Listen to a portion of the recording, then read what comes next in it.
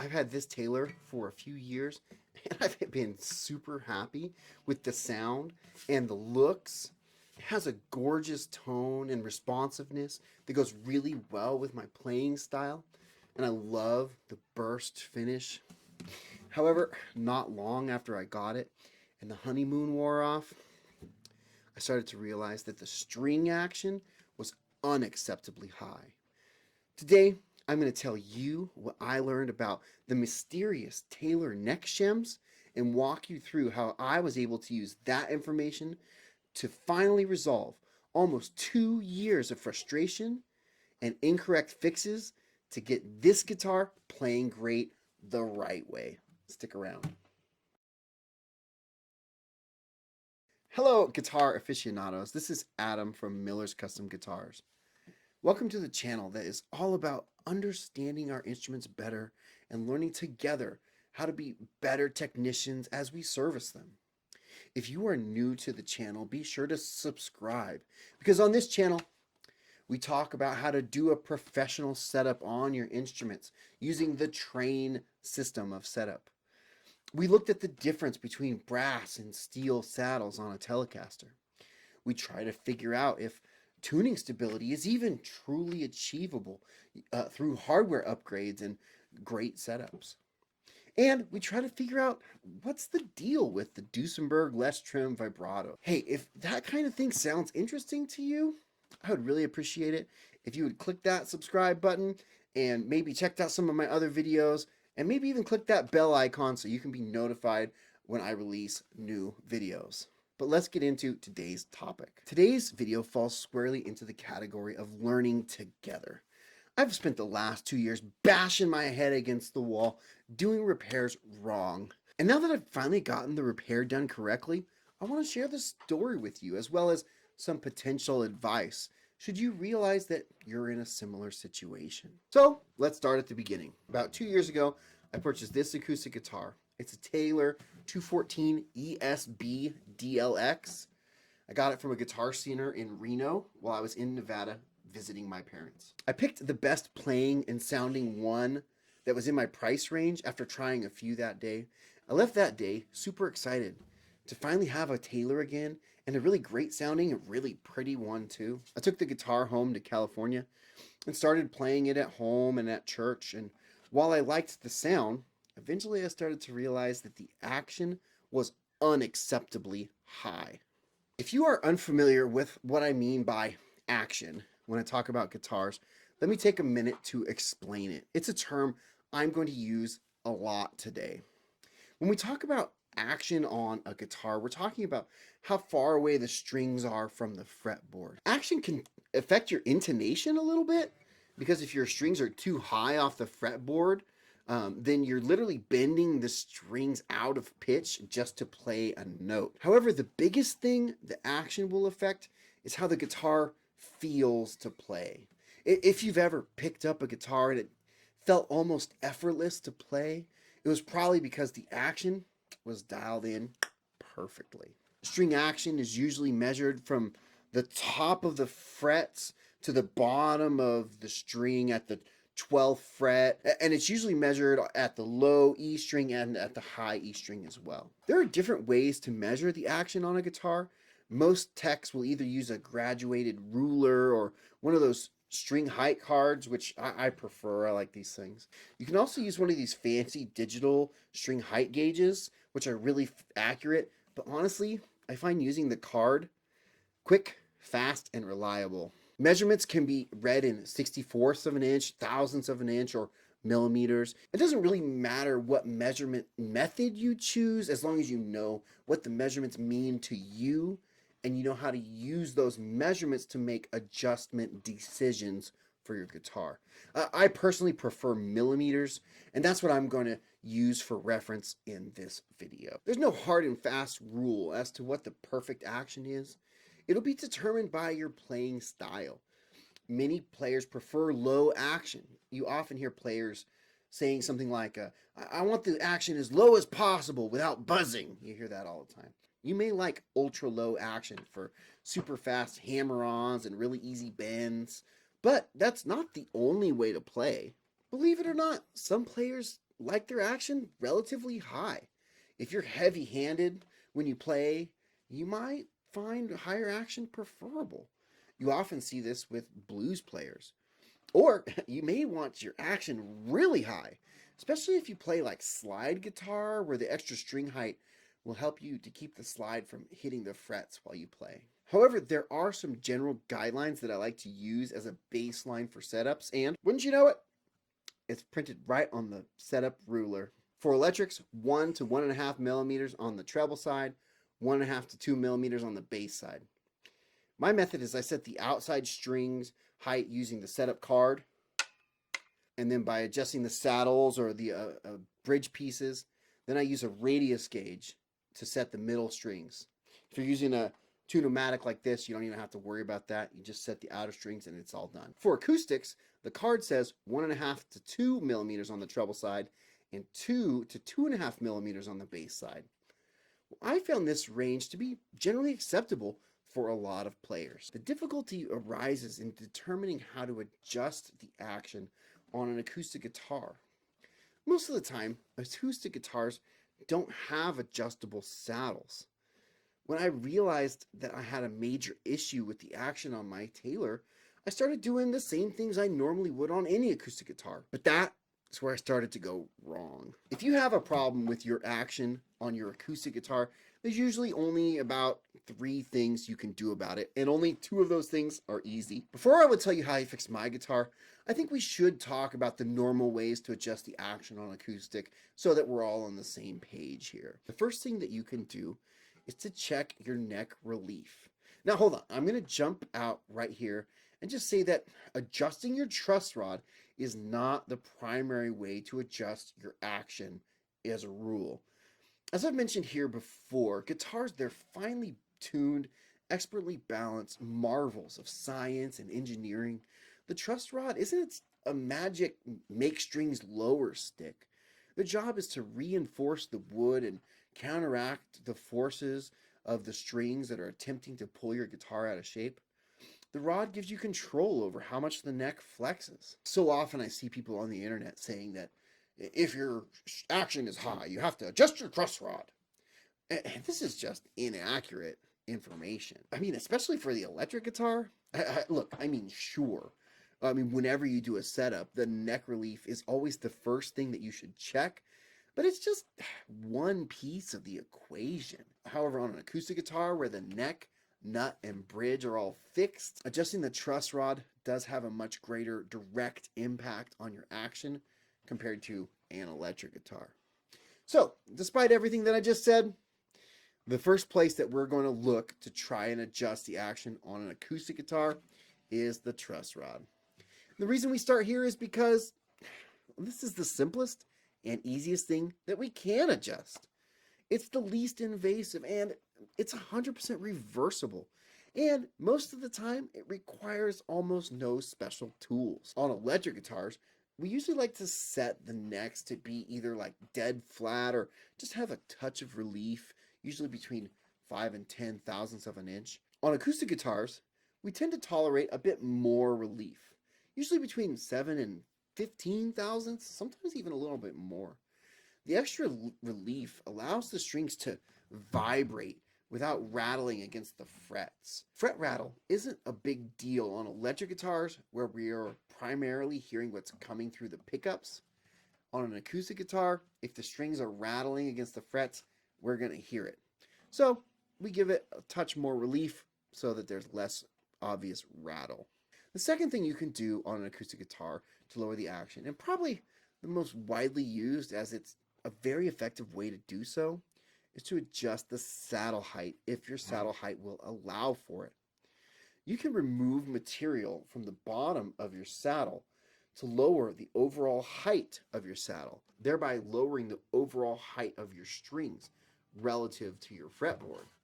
This can be a slightly tricky operation because there are a few things to keep in mind. You don't want to lower the saddle too much. The saddle needs to stick up above the bridge slot, obviously, but also if you lower it too much, your strings won't have enough break angle off the back of the saddle, which they need in order to create clear notes. You can sometimes compensate for this by deepening the slots where the strings come out of the bridge pin holes. Also, it's imperative that the bottom of the saddle remains perfectly square with the sides of the saddle. This can be difficult for the inexperienced hand to maintain, and they make jigs that will hold the saddle for you. If your saddle isn't square, it can tilt a little bit in the slot, and that can lead to a lot of problems like damage to the bridge, muted or unclear notes, or worst of all, the next tech thinking you did a crappy job. We can't have that. When you're lowering the saddle, you could just eyeball it, but you can also get really precise with your adjustments. The nut acts like a fulcrum that the strings will pivot on when you adjust the saddle height. Whatever height you remove from the bottom of the saddle will lower your string height at the 12th fret by half that much. So for example, if your string height at the 12th fret needs to come down by half a millimeter, then you need to remove an entire millimeter from the bottom of your saddle. However, if your saddle doesn't have that much room to lose, then your only option left is the third thing that you can do to adjust the action on an acoustic guitar. And the most extreme and the most invasive is to change the fundamental angle from which the neck meets the guitar body, usually called a neck reset. This is an extremely complicated procedure that is not for the do-it-yourselfer. If your guitar needs a neck reset, unfortunately, you're going to have to take your guitar to a pro. And I'm not talking about a guy like me either, like a guitar tech that does setups and modifications and repairs. I'm talking about a proper luthier who has the knowledge, skill, training, and experience and expertise to be able to do the job correctly. Here in Sonora, California, we have a proper luthier in town who I refer neck sets to when they come across my bench. A neck reset is an invasive procedure, and it's going to cost you a pretty penny because it requires a boatload of experience, and it takes a lot of time. Depending on where you live and what kind of guitar you have and who your luthier is, a neck reset can run anywhere from the mid $200 range to over $700, or I don't know, even more sometimes. That's why this procedure is usually reserved for guitars that are worth repairing. And sometimes you need to do some math and determine if a guitar that needs a neck reset is truly worth the effort of trying to repair. The reason I just gave you that crash course on the main ways to adjust action on acoustic guitars is because we're about to throw all that out of the window. I've learned over the last 2 years that besides the truss rod adjustments, when it comes to Taylor guitars, the way to dial in the action is completely and fundamentally different.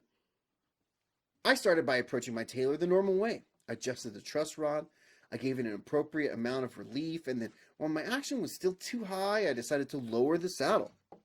That's what this one was. I had done that a handful of times to other guitars, and I didn't think it would be a problem. I lowered the saddle as low as I felt comfortable, and I continued on. At that point, I felt that the action was still unacceptably high, but I didn't really want to lower the saddle any lower. This is when I first began to learn about the Taylor neck shims. The reason that neck resets are so expensive and time-consuming is that on acoustic guitars, necks are usually glued on, both at the heel, often using a dovetail joint, and under the fingerboard extension. The angle that the neck mates with the body is carefully crafted and fitted by hand. If you are interested in learning more about the process, I recommend watching Ted Woodford's YouTube channel. He's a serious luthier out of Canada. He shows how to do all sorts of guitar repairs and shows detailed look at a neck reset probably about once a month or so. I love his channel. You got to check it out. But here's the deal. Taylor guitars don't build their guitars that way. Instead, they build their guitars using a bolt-on connection and fine-tune the angle using tapered shims. I'll link to a YouTube video below where you can hear Bob Taylor talking a little bit about their system and how intuitive it seems to him, but how counterintuitive it was to the rest of the guitar building industry when he first started making guitars. With Taylor guitars, you aren't supposed to adjust the saddle. You are supposed to adjust the shims. But the problem is, you aren't supposed to do it at all. So this is the part of the video where I tell you the proper way to address unacceptably high or low action on your Taylor guitar. The right way to correct poor action on your Taylor guitar is to take your guitar to a certified Taylor warranty shop where they are going to do this repair under warranty. Look, I'm sorry if that's boring, but if you have a new or newer Taylor guitar and it needs to be dialed in, that's really the best way. These certified repair shops, they have well-trained technicians, they have all the tools, and most importantly, they care that it's done properly. But even better than that, they have all of the correct shims in stock. They'll probably be able to service your guitar and get it back out the door for you with very little hassle, and the job's going to be under warranty most likely. That's the proper way to fix this problem. And if you have a Taylor service center within a reasonable driving distance from where you live, this is the way I would recommend resolving your issue, if at all possible. Taylor has a link on their website to a big list of all of their service centers. I'll link to it in the show notes. I recommend you look at it. This is what I wish I could have done, but this would have been impractical for me since the nearest Taylor service location was about 100 miles away. That's like a 2-hour drive. This is not the way I fixed my guitar. What I will now describe is a couple of the wrong things I tried, and then I'll explain exactly what I did to get it dialed in perfectly. So the first thing I did was to try and fix it myself. But because Taylor's necks are bolt-ons, they're actually kind of easy to remove. It was scary the first time I did it, but it's not that hard. They have a set screw under the fingerboard extension and 2 bolts behind the Taylor sticker on the neck block. I was originally able to remove the neck and then attempted to make my own shims using shim material I had lying around the shop. I cannot stress this enough. Please do not attempt this yourself. The shims that Taylor makes are precision machined and are meticulously tapered. Unless you somehow have the ability to taper your shims in the same specific way, you're gonna fail like I did. This did not work. But I installed my homemade shims. Not only did these not fix the action, but they also left the guitar with a noticeable gaps at the base of the neck heel and at the fingerboard extension. This was directly caused by me using bad shims. Not recommended. 0 out of 10. But about 6 months ago, I was playing the guitar and I got fed up again with how high the action still was, and I just totally lost it. I took down the saddle as low as it was even possible to go. I even relieved the bridge pin slots to make sure that the string still had enough break angle. Even after all that, the action was still uncomfortably high, and the saddle was ridiculously low. It was bad. Now, a couple of times during this ordeal, I had contacted Taylor Tech Support, but I hadn't received much success. But I believed that the reason I'd been skunked by Taylor Tech Support was because I had been underinformed, miseducated, and I didn't know what I was asking for even. However, a few weeks ago, I decided to take another whack at solving this issue. So now let's talk about how I finally got this issue resolved the right way. I can't say this will work for you. I'm just describing what I did. Remember, contacting an authorized service center is the actual correct way to fix your guitar. The first thing I started off with was purchasing a new Taylor factory saddle. If you recall, I mentioned earlier that Taylor doesn't recommend adjusting the saddle. Their method is to adjust the shims. I decided that if I was going to take another whack at contacting Taylor Tech Support, then I was going to make sure to have all my ducks in a row. First step was to make sure I had a Taylor factory saddle installed. The next step was to remove the neck again and reinstall the original factory shims, taking special note of the markings. In my case, I took photos of the shims as well as the saddle packaging to prove I had a factory saddle. Next, I restrung my guitar and made sure to properly set and measure the neck relief, and I recorded that as well. Lastly, I carefully measured the string height at the 12th fret, both on the high and low E strings. The end result was that my guitar was exactly back to where it started over 2 years ago. How bad could it be? It couldn't be as bad as I was remembering, right? wrong. It was so bad. It was so bad. Going back to the beginning and taking measurements reminded me how out of spec this was in the first place. Take a look at these measurements. I'll pop them on the screen. The action was almost 4 millimeters on the bass side and just over 2 3/4 millimeters on the treble side. The action's almost double what it should be. That's unacceptable. I gathered all of this information and I contacted Taylor Tech Support.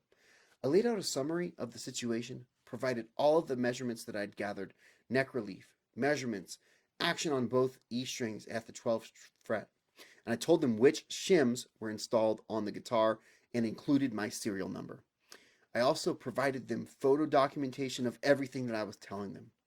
Lastly, I described to them how I didn't have a warranty location anywhere within a reasonable driving range of my location, providing my address as proof. I then asked for the appropriate heel and fingerboard shims that would allow me to fix my action and allow it to settle into the appropriate place. I also assured them that I was a competent tech and that I would be able to do this task, which I'd proven that I would be able to because of the way that I had accessed the shims and taken the measurements. You see, the shims are all laser engraved with the numbers on them, and due to the way that they're made, they can only be installed one way. And based on the numbers on my shims and the measurements that I provided them, Taylor is able to do some math and calculate which shims would most likely solve my problem. Taylor's customer support got back to me and said that they would send me the shims that they felt would help resolve my issue. When I got that email, I was both surprised and unsurprised as well. My previous experience with Taylor was that they tended to be cagey with their shims and even information about them, and that they didn't like to send them out. So I was surprised when they agreed to send me exactly what I needed. However, I also felt that I sent them a very professional email that was very detailed, stating exactly the information that they needed, and so I wasn't surprised when they agreed to help. A few days passed and I received a package in the mail. Not just 2 shims, enough to fix my action, but 10 shims, 5 for each location. I tried a number of different combinations, but found that even with the shims that were the most extreme difference from the ones that I had, the action still wasn't low enough.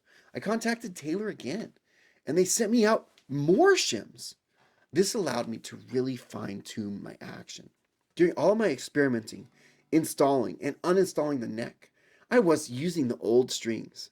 Once I finally found the best shim combination for my guitar, I decided to finally change the guitar strings and install some new ones. Once I finally had the neck bolted on securely with the correct shims and restrung with high quality strings, it was time to see what I finally ended up with. And what did I end up with? Well, I feel like I finally have the guitar that I thought I bought 2 years ago. It still looks great. I mean, come on, right? And it still sounds great. I mean, it always has. But it finally plays great, like a Taylor should. Look, I've seen a lot of information and misinformation about Taylor neck shims online. And so I really hope that this video helps some of you. And I'm not telling you to try what I did. I'm just sharing with you what I did and telling you that it worked. If you do contact Taylor, make sure that you have an unmodified factory saddle.